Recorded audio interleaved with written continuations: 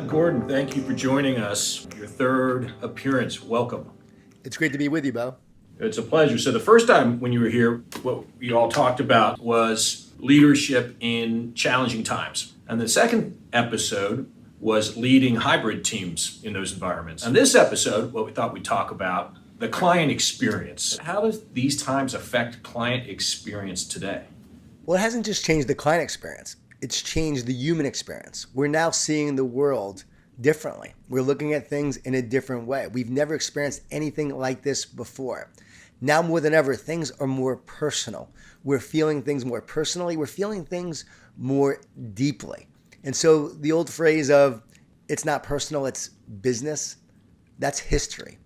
Everything is personal. We've experienced each other's families during calls, during meetings. You're hearing families. People are talking about their families more than ever. And so you have to understand it's very personal.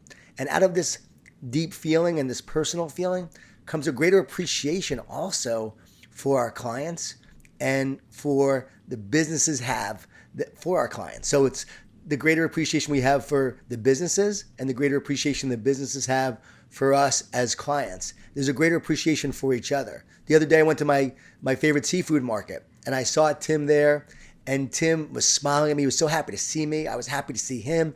It was like old family getting together again, reuniting.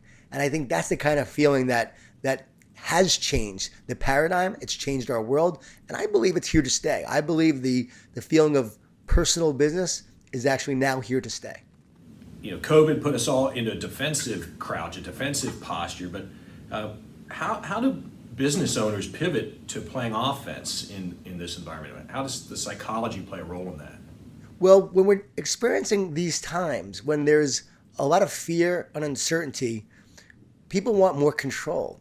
They want to do business with people they trust. They want to be safe. So as a business, this is your time to build that trust, to show your customers why your business matters, why your service matters. This is an opportunity to actually provide incredible customer service, to go above and beyond, to love and to serve and to care. When you love and serve and care, you're going to stand out from the competition. So this is the opportunity to be the trusted resource that your customers go to when they're feeling uncertain, when they're feeling fearful.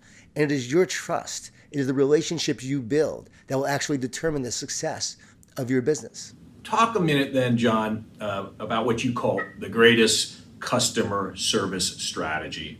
And what does this look like through the lens of the business owner in difficult times like today? Well, the greatest customer service strategy of all is actually about making sure that you invest in your employees, that you take care of your employees, that you serve your team so that way your team could actually serve your customers. When you build a team that loves and serves and cares, by loving and serving and caring about your team, they will actually do that for your customers. And the more we invest in our team, the better they'll be able to actually take care of our customers. That's great. It makes a lot of sense. So what role do positive customer relationships play in a business's success, and how do difficult times impact that? Well, no matter what people are always buying you. It's always about the relationship. So positive customer relationships are everything. And during this time, people are seeking out relationships that they trust, people that are familiar, brands that mean something to them. So the relationship now during this time is even more important, and you can build it even stronger now more than ever. So now it's about getting with your customers, investing in that relationship. I talked about loving and serving and caring. I always say, don't focus on building your business. Focus on loving, serving, and caring, and your business will exponentially grow. When you do that and you truly care, you'll stand out in a world where most don't seem like they care anymore. And so the loving and serving and caring is actually the way that we stand out. We differentiate ourselves from the competition, and we make a greater difference. And that will all serve to develop the relationship that you need to build a great business. So COVID-19, John, created some challenges. And how has that impacted brand loyalty and that, the love that clients have for their brands? Well, one of my clients did a lot of market research. They wanted to find out what their customers truly wanted. They spent millions of dollars on this market research. They found that they wanted three things. The first thing they wanted, make it simple and clear for me. In a world of clutter and complexity, the more simple you can make it, the more clear you can make it. That clarity generates focused action. So make it simple and clear. The second thing they wanted was coach me, guide me through the process. When you coach your clients, when you coach your customers and you guide them, you earn their loyalty, you earn their trust. The coaches in my life impacted my life. I still think about them and I'm so thankful to them because they made a difference in who I am today. It's the same thing in business. When you coach people and you guide them, you'll earn their loyalty for a very long time. And also, as part of that coaching, we help people identify their challenges and we give them solutions so that they can get better. So every business needs to answer the question is, what is your challenge and how can I help you? And then third, give me the confidence I'm making the right decision. So we want to explain things. We want to give them the confidence that this is the right decision that they're making and going with you is the way to go. And it's the right decision they're making. A big part of that today is safety. People are looking for safety. And if you can make your customers and clients feel safe and they know that you're the one to deliver that safety, they will go with you. What can they do to build positive connectivity with these clients? What advice would you give them? Well, to be a positive leader, it's not just a state of mind, it's a state of action. So I would tell them this is what you need to do to build great relationships. We talked about love, serve, and care, but I also want to share the 4 C's. The 4 C's are communicate, connect, commit, and care. So right now we demonstrate positive leadership and positive customer service through great communication. Where there's avoidant communication, negativity will fill it. So now more than ever, you have to really make sure you're communicating to build that trust. You have to connect. How do we connect now? We listen. We listen to our customers. We hear their stories. We understand their challenges. We provide solutions. So through the listening and connecting, we build a greater commitment. But commitment is also built through great service and in letting our customers know that we are committed to them. We are here for them. During this time, I have reached out to so many of my customers. How can I help you? How can I encourage you? What do you need from me during this time? When you are committed to your customers, they will be committed back. And then finally, show that you care. The difference between average and greatness is caring. If you care more, people will feel that caring. They will know that you care about them. And they will distinguish you from all the other people that are just trying to get their business, trying to sell them something versus someone who's actually caring about them, serving them, committing to them, communicating with them. And through all of that, that's what's going to really build your business. So those 4 C's are essential. Communicate, connect, commit, and care. Are we just here to build something or build something great? Caring is the difference. I'm intrigued by this. So a wild card question, if I may.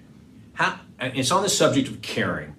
How does a business leader care for themselves so that they're in a good position to care for their clients? That is such a great question. You have to feed yourself so you can feed others. So you care for yourself by taking the time to be thankful, by reducing stress. We can't be stressed and thankful at the same time. I get up every morning. I take a walk of gratitude because the research shows that if you're practicing gratitude, you're flooding your brain and body with these positive emotions that uplift you rather than the stress hormones that slowly drain you. So every morning I do that. I get back to my office. I've created a fertile mind that's ready for great things to happen. So I'm feeding myself first so I can feed others. And I had to do this because I've faced a lot of challenges during this time as well. And so I've had to make sure that I am right, that I am mentally strong, that I am developing myself as a positive leader because leadership is a transfer of belief. So I have to make sure that I'm believing the right things to be able to share that with my team. So you feed yourself in order to feed others. I love that. What I hear you saying is if you can't lead yourself, you're not ready to lead others. And there's a virtuous cycle in here of positivity of taking care of yourself so you're in a position to take care of others. Very much so. If you don't have it, you can't share it. Now more than ever, as a leader, you need to be positively contagious and share that positive energy with your team. The belief, the optimism, the hope. Yes, let's discuss the reality of the situation, the challenges we face. But let's also discuss how we're going to overcome those challenges to create a better future for ourselves, our team, and our customers. So Eleanor Roosevelt once said that yesterday is history, tomorrow is a mystery, and today is a gift. So Talk about being present in today and how that feeds positivity. When the coronavirus first hit, it really rocked my world like it hurt a lot of people because it was so uncertain. We never have experienced anything like that before. And so I want to admit, at first, I went towards the negative. I was a little pessimistic. And then I said to myself, is this going to help me create my future? Is this going to help me help others create their future? So what I focused on was winning today. I said, I can't focus on tomorrow. I can't focus on what the outcome's going to be. I just have to focus on winning today. And if I win today, and I win the next day, and I win the day after that, if I win each day, I'm going to win the future. So my focus is, and I want to encourage you to do the same, focus on winning today, and you will win the future. So John, question, as I reflect on positive leadership, how do you meld or weave authenticity into positive leadership? How does that work? So when we talk about positivity, we're not talking about fake positivity. We're talking about real positivity. We're talking about being authentic and transparent, sharing your challenges, talking about the struggles that you're facing, talking about the issues at hand. We're not going to sugarcoat anything. We're going to have difficult conversations as a leader with our teams in order to grow, in order to get better, in order to overcome these challenging times. So being authentic and transparent is everything. Being authentic and transparent to our clients and our customers is everything. Hey, we're struggling like you. Hey, we're going through challenges too, but we are with you. We're overcoming and we want to help you overcome. This is what we're facing. This is what we've learned. And now we want to help you get better. So the more you can actually share those truths and the real story behind what you're facing, people will appreciate you more. Now more than ever, people want vulnerability. They want realness. They want authenticity. And they're attracted to brands that share that. So be real. You don't have to be perfect. Real is better than perfect. Always remember that. In difficult times, being real leads you to dealing with the problems with people. So to me, you've cracked the door open to empathy. So talk about how empathy plays a role in authenticity. I'm so glad you brought up empathy because right now, people are struggling. People are fearful. People feel uncertain. Your customers are scared right now. So the more you can be empathetic to them and understand what they're going through, to know their story, to feel what they feel, and to actually join them in that feeling, when you practice empathy, it's like, I understand you. I get you. I'm here with you. I suffer with you. Maybe you're not suffering in your business. Maybe you're not suffering in your own personal life, but I suffer with you. And then what you need to do at that point is lift them up. You don't want to stay down there with them. When you practice empathy, it doesn't mean you come down to their level to actually struggle or suffer with them for the long term. You feel what they feel, and then you lift them up and you help them rise higher. And people need that more than ever. I've been telling a lot of people right now, it's okay to not be okay. It's okay to feel the feelings you're feeling, to struggle, to have anxiety. You just don't want to stay there because that will take you down a spiral staircase of despair and depression. What you want to do is then lift up, move out of it, move forward, advance forward with positivity, with optimism. And so as a business owner, what you want to do is make sure you're there with your customers, you're being empathetic to them, and then lift them up and point them towards a brighter and better future. Just like you have to do as a leader with your team, you're now doing this for your customers. John, you're a best-selling author. You've got a lot of books out there. I know there were some great stories in those books. What's one or two stories that come to mind that would really resonate with business leaders today? Well, in my book, Soup, I wrote about creating a culture of greatness. And I said that customers actually buy the essence of a company without even knowing it. When you have a great culture, people are buying your culture. I remember visiting Organic Valley Milk in the middle of Wisconsin, and they have an incredible culture. And they don't focus on profits. They don't focus on numbers. They focus on their purpose. They have purpose-driven goals, and it's to provide sustainability for farmers. They want to actually provide organic and hormone-free, antibiotic-free milk to their customers. They want to make a difference in the lives of their community. So they're so focused and so driven on their purpose that amazingly their numbers keep growing and growing. And so they forecast, but they actually don't focus on it. So I believe that now more than ever, being purpose-driven is the key. Maybe your goals have changed. Your numbers have changed based on the economy and what's going on. But your vision should remain the same. Your culture should get even stronger, and your purpose should drive what you do. For me, I'm not speaking on stages right now, but my vision and mission has stayed the same. I'm just using Zoom and technology to do that now. So the vision remains the same. The goals may change, but the purpose drives us to be really great and to provide greatness for our customers. And it all starts with the essence and the culture of who we are. That's from Soup, and it's a very powerful lesson.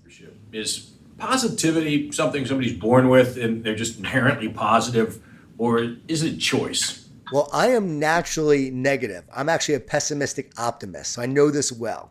I go towards the pessimistic route, and then I have this eternal ray of hope, of optimism that things are going to get better. And so many of us, the research shows, are born more negative than others. But the research also shows we can actually become more positive. We can rewire our brain from negative to positive. And that's the great thing, that we can all become more positive. Now, will I be as positive as my wife? Probably not. She's very positive. But I can become the best version of myself to be the most positive that I can be. So positivity is a choice, and sounds like a lot of positivity may lead to happiness. Is happiness something that you think about? I always say, don't chase success. Decide to make a difference, and success will find you.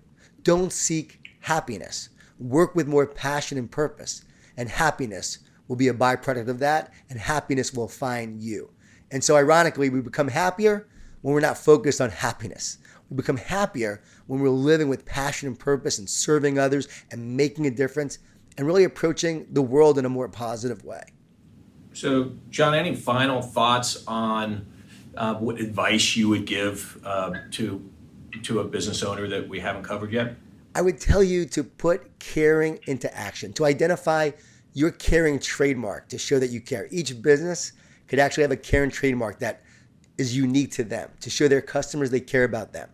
I met a marketing executive, and he told me that one of his clients in a town of 12,000 people was doing $6 million in sales in a furniture and bedding store. The average sales should have been about $1 million. He was doing $6 million. He said, "Do you want to know what he did? You want to know his secret?" I said, "Of course I do." He said, within 30 days of a transaction, the owner would call the customer and say, I'm thankful for your business. Are you satisfied? And ask them for any advice or feedback they had. He would see people in the grocery store, in restaurants. They would thank him for the call. Just by caring, he stood out and he built an incredible business. So I would tell people, find your unique way that shows that you care about them. I would also say, be optimistic. The best really is yet to come. I learned some great advice from Doc Rivers the other day. I had Doc Rivers on my podcast, Positive University. And Doc said, everyone's acting like 2020 is over. He said, it's not over yet. It's halftime.